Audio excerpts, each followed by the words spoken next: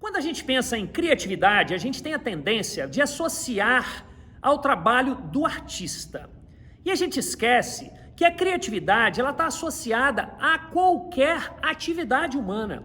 Não somente a atividade profissional, em qualquer área profissional que seja, mas para solucionar os problemas do nosso dia a dia. As pessoas mais criativas são aquelas que conseguem encontrar soluções para quaisquer problemas que sejam de forma mais interessante, mais inovadora, mais surpreendente, mais rápida. Mas normalmente a maior parte das pessoas associam os artistas, a criatividade com o trabalho artístico.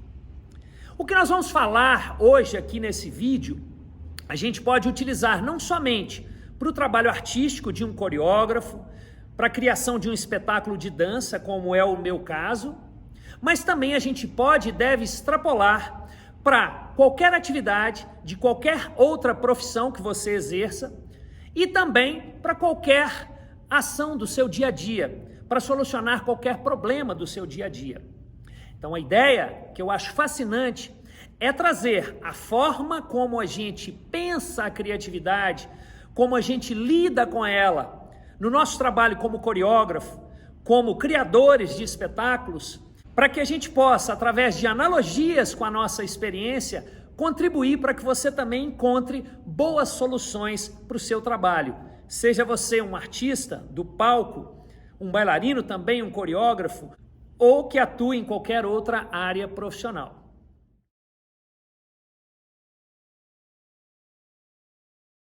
E a gente tem a tendência de buscar as soluções para os nossos problemas no que é mais difícil, mais complexo.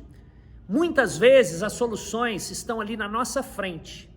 As melhores soluções, você pode observar, são as mais simples. Aquelas que você olha e fala assim, nossa, que genial, por que eu não pensei nisso antes? Eu não me esqueço, por exemplo, uma vez que eu estava convivendo com um problema há mais de 2 meses, no processo criativo de um novo trabalho, de um novo espetáculo, e eu precisava mais especificamente de quê? De encontrar um material que as pessoas, o público, pudesse utilizar durante o espetáculo para tocar uma música para que o bailarino, a bailarina dançasse no palco. O grande problema era o quê? Que material eu poderia utilizar que fosse barato o suficiente que eu pudesse entregar para todas as pessoas num teatro lotado, e além disso, que as pessoas pudessem minimamente tocar alguma coisa com aquele material durante o espetáculo, sem nenhum treinamento prévio. Além disso, tinha um problema de logística também. Como que eu poderia transportar esse material para quando fôssemos fazer, por exemplo, uma turnê na Europa? Então eu tinha, vamos supor, 10 espetáculos, em cada noite eu tinha 1.500 pessoas no teatro, então como que eu poderia levar 15 mil desses objetos transportados comigo para a Europa e fazer com que esses objetos fossem rapidamente distribuídos para o público enquanto eles estivessem entrando no teatro? Então eu convivia com esse problema durante 2 meses já. E eu busquei diversos materiais, alguns funcionavam porque eram fáceis das pessoas tocarem minimamente algum som ali no teatro, mas não funcionavam porque tinham um volume muito grande para serem transportados, ou então às vezes era um volume pequeno, mas o custo disso era muito alto, até que um dia, no intervalo de um ensaio, eu entrei na cozinha e fui fazer um lanche. Vocês já experimentaram tirar um lanche de dentro de um saquinho plástico no intervalo de alguma reunião, por exemplo? Então eu estava ali com alguma fruta, um lanche dentro desse saquinho plástico, e quando eu fui tirar essa fruta de dentro do saquinho plástico, eu escutei o barulho desse saco plástico.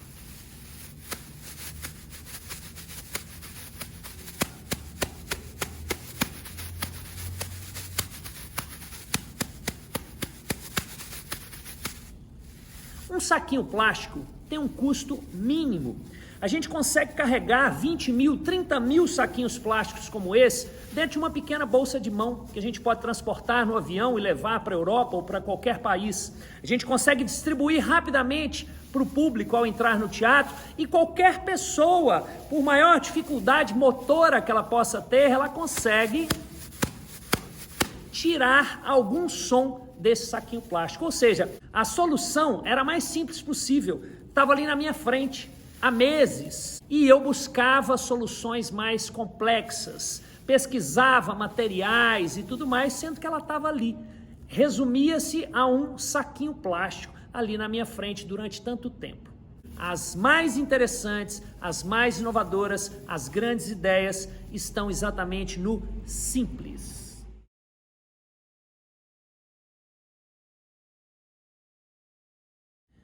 Tem uma teoria da psicologia chamada teoria da Gestalt. Essa teoria muito ampla é utilizada em vários campos profissionais, inclusive no design gráfico, enfim.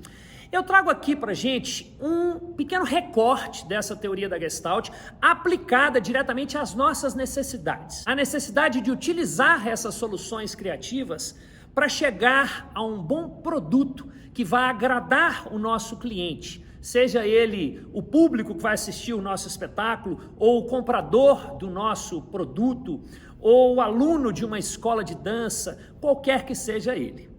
A teoria da Gestalt fala de uma maneira muito resumida o seguinte: o nosso cérebro enxerga o que ele quer ver, ou o que é mais confortável para ele ver, o que é mais próximo do que ele conhece, o que é reconhecível para ele.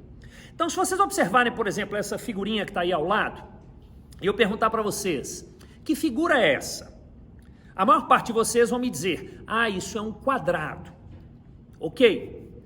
É uma figura que sugere um quadrado, mas vocês concordam comigo que não é exatamente um quadrado. A teoria da Gestalt diz que olhar para essa figura, não reconhecer essa figura e dizer que essa figura é algo que a gente não entende o que é, isso é difícil para o nosso cérebro. É mais fácil que ele aproximar do que é mais reconhecível para ele. No caso, um quadrado. Então, a gente diz que fecha a Gestalt, traz a nossa mente para um conforto. Muito bem, então se na hora de preparar a minha coreografia, na hora de criar um produto para vender, para oferecer para o meu cliente, eu fecho a Gestalt desse cliente, desse público, eu digo para ele, olha, tá vendo essa figura que você imaginava que era um quadrado?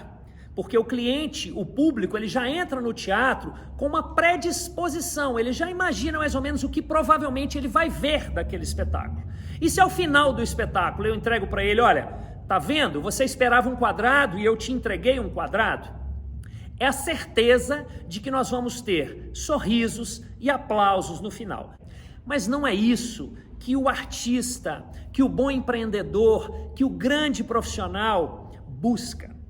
O grande artista, o verdadeiro artista, é aquele que se propõe a correr o risco. Qual risco? O risco de não fechar a Gestalt do seu público, do seu cliente. Ou seja, em outras palavras, inovar, surpreendê-lo. Só que ao não fechar a Gestalt do seu público, a gente corre o risco dele não gostar. A gente corre o risco dele não aplaudir, não sorrir, não te dar os parabéns. A gente corre o risco dele sair falando que foi péssima aquela experiência. No entanto, a gente corre o risco também de, ao terminar o espetáculo, a nossa apresentação, ao mostrar para ele, ao apresentar para ele o nosso produto, ele não somente sorrir e aplaudir, mas ele aplaudir de pé, ele gritar bravo, ele querer bis, e ele querer sempre voltar e te assistir outras vezes. Ele querer sempre comprar mais produtos que você oferecer para ele. Ele querer sempre te acompanhar, ter mais experiências com você. Em outras palavras, no nosso trabalho com composição coreográfica, a gente busca, de uma maneira consciente e racional, não fechar a Gestalt do nosso público. Ou seja, não entregar para ele o que ele espera. A gente não fica satisfeito só com os aplausos e sorrisos no final. A gente quer surpreendê-lo, a gente quer que ele queira mais, a gente quer que ele se levante, a gente quer que ele nos aplauda de pé. Claro, a gente tem que estar disposto a correr o risco dele não gostar também do nosso espetáculo ao não fechar a Gestalt. A gente tem técnicas de composição coreográfica que nos garantem fechar a Gestalt do público, que nos garantem que no final do espetáculo ele vai sorrir e aplaudir. Mas a gente quer que ele se lembre do nosso trabalho. A gente quer que um mês depois, um ano depois, tendo surpreendido o nosso público, que ele se lembre do espetáculo que ele assistiu. Nossa, aquilo foi muito legal. Porque se a gente somente fecha a gestalt do nosso público, ok, ele vai ficar satisfeito, ele vai aplaudir, mas no dia seguinte, uma semana depois, ele não vai nem se lembrar dessa experiência que ele teve.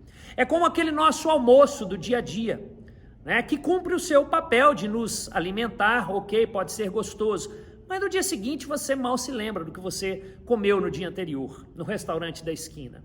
Agora, aquela experiência culinária, aquele prato gourmet que você degusta e que você se lembra dias depois, anos depois, esse sim te surpreendeu, esse sim te marcou. E essa eu tenho certeza que é a função que nós artistas temos perante ao nosso público. Essa também é a busca dos grandes empreendedores, surpreender o seu público, fazer com que ele se lembre de você e que ele queira ter novas experiências com você.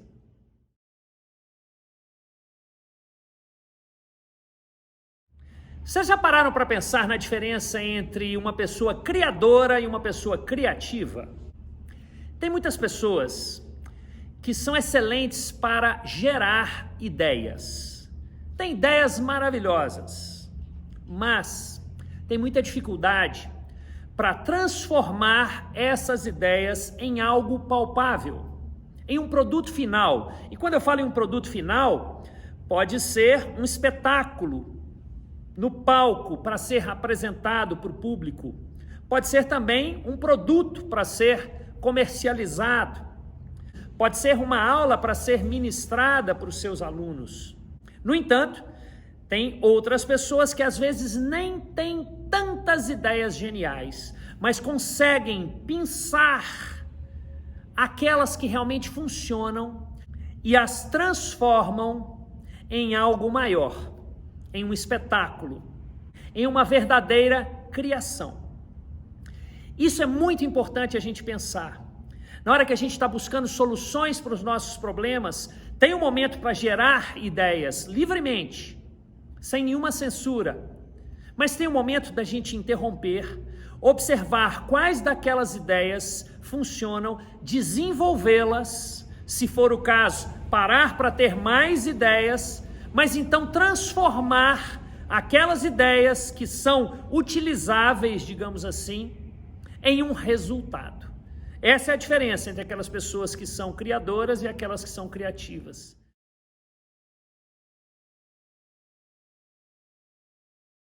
Vamos agora fazer um pequeno exercício. Peguem uma folha de papel e uma caneta ou um lápis e façam o seguinte desenho, como está aqui ao lado.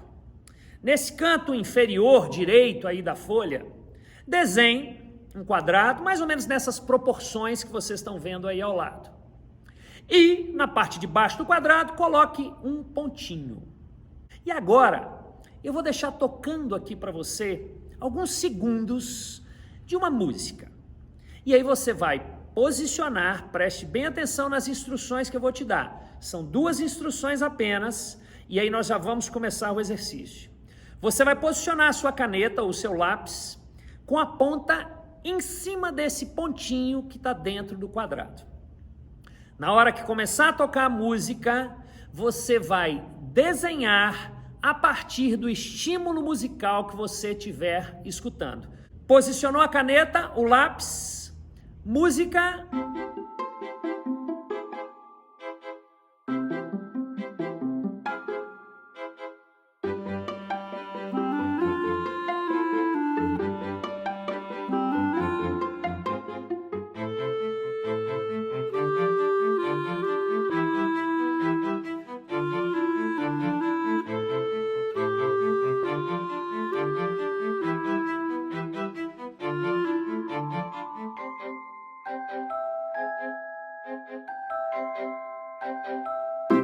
Terminou a música, parou onde você está.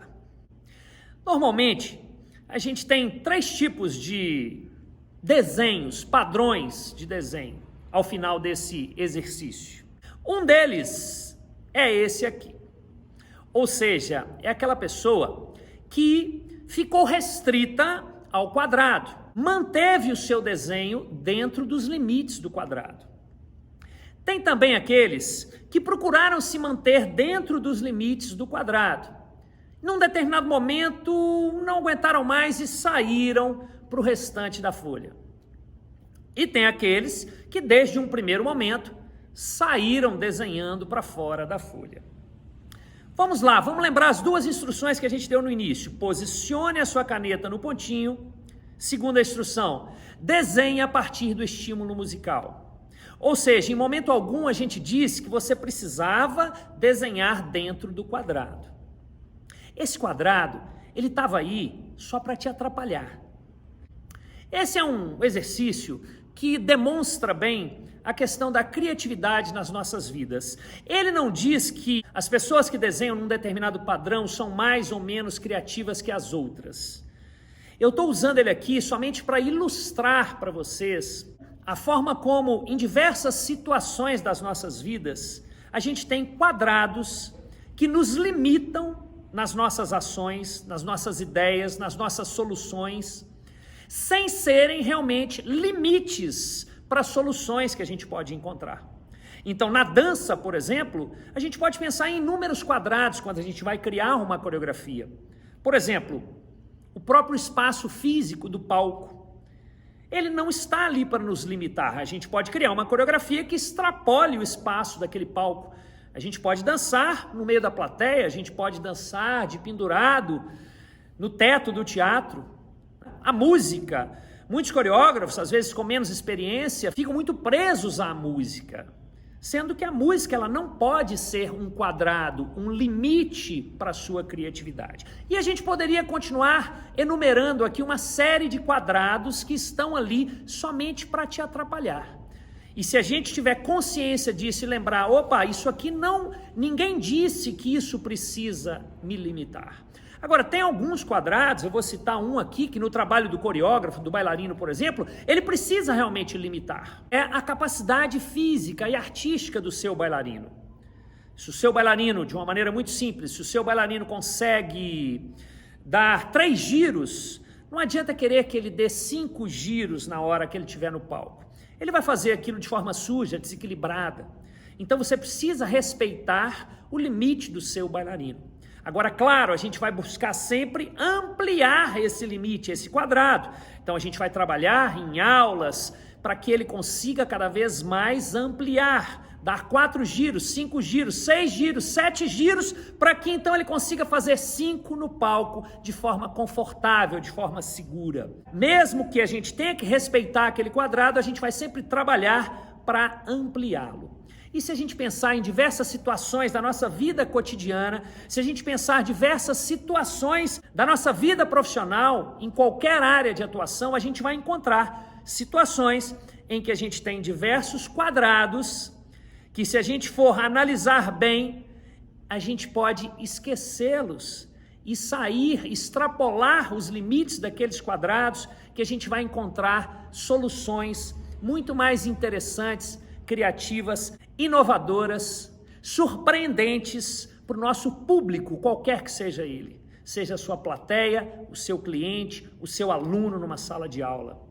Então esse exercício ele está aqui para ilustrar como que a gente pode ser mais criativo no nosso dia a dia ou nas nossas profissões, não somente ao criar uma coreografia. Então eu fiz questão de terminar esse vídeo com esse exercício para deixá-los pensando, refletindo sobre quais são os quadrados que permeiam a vida de vocês, seja o seu dia a dia ou a sua vida profissional. Muito obrigado.